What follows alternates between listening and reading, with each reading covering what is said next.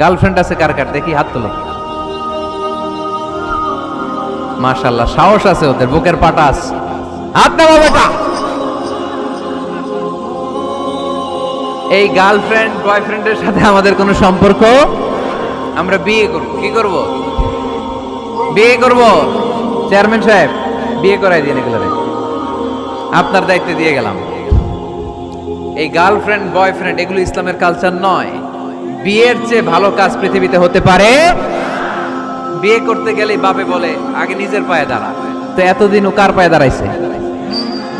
ছেলে মেয়েদেরকে সাহস দেন, ছেলেও পড়বে।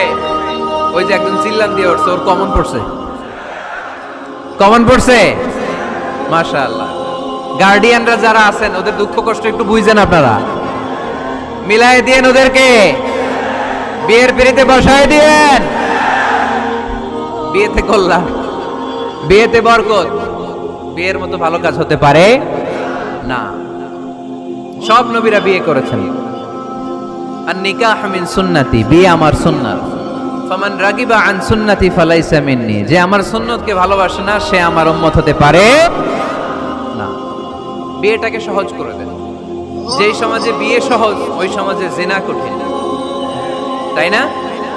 যেই সমাজে জিনা সহজ ওই সমাজে বিয়ে কঠিন। আমাদের সমাজে জিনা করা সহজ, বিয়ে করতে লাগে 10 লাখ, জিনা করতে লাগে 1000, ঠিক কি না? 10 লাখ টাকা ছাড়া বিয়ে করা যায় না। এটা লাগবে, ওইটা লাগবে, এই দাও ওই দাও, মোহর দাও, বিশাল অঙ্কের মোহর। 10 লক্ষ টাকা ধার্য না করলে মেয়ে দিবে না, এরকম আছে না নাই? না, এগুলো আসলে ইসলামিক কালচার না। ছেলের বাবা মেয়ের বাবা উভয়কে আমি বলি বিয়েটা সহজ করে দেন, সহজ করে দেন। ছেলে পড়াশোনা করুক, সমস্যা নাই, মেয়েও পড়ুক, কিন্তু তারা পবিত্রভাবে তাদের সম্পর্ককে মেনটেন করুক, ঠিক কিনা? তাদের এই যৌবনের তাড়নায় যে পাপের সাথে জড়াবে তার পার্সেন্টেজ গুণা বাবা হিসেবে আপনার কাঁধেও আছে না নাই? এজন্য বাবারা সাবধান, মায়েরা সাবধান, বিয়েটাকে সহজ করেন। এই এলাকার যুব সংঘ যারা আছো, তোমরা একটা ক্যাম্পেইন করবা এই মাহফিলের পরে, টাইমলি ম্যারেজ ক্যাম্পেইন।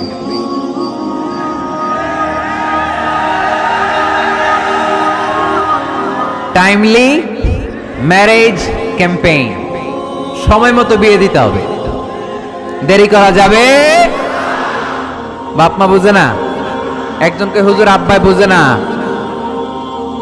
গার্ডিয়ান যারা আছেন একটু সদয় হন।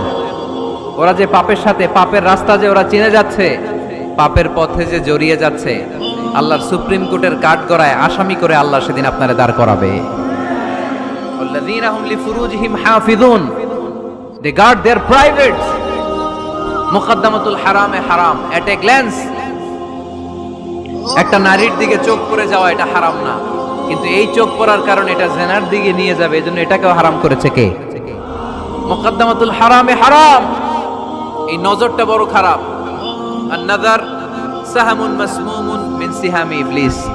এই নজর হচ্ছে শয়তানের বিষ মাখানো তীরের মধ্যে থেকে একটা ভয়ঙ্কর তীর। এই তীর দিয়ে শয়তান যুবক আর যুবতীদেরকে কাবু করে ফেলে। আমরা শয়তানের হাতে ধরা দিতে চাই